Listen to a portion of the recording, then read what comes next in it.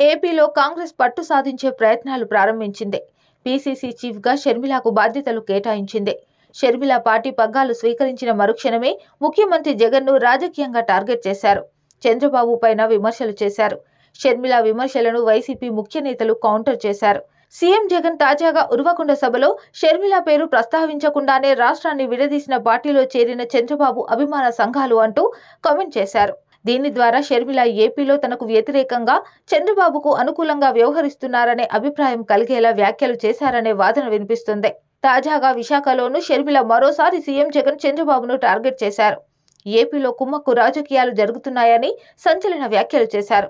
కేంద్రంలో అధికారంలో ఉన్న బీజేపీతో వైసీపీ, టీడీపీ కుమ్మక్కయ్యాయని మండిపడ్డారు.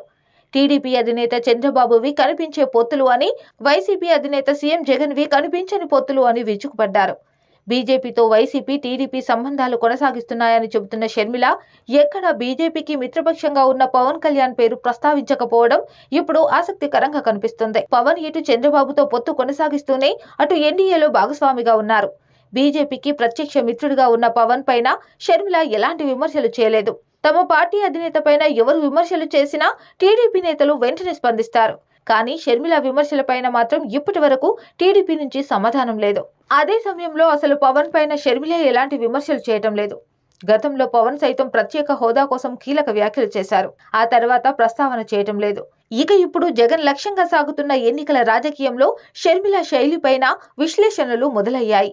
ఇప్పటి వరకు షర్మిల విషయంలో ఆచితూచి స్పందించిన వైసీపీ ఇప్పుడు ఇతర పార్టీల తరహాలోనే కౌంటర్ అటాక్ ప్రారంభించింది. పవన్ ను షర్మిల విమర్శించకపోవటం పైన చర్చ జరుగుతుంది.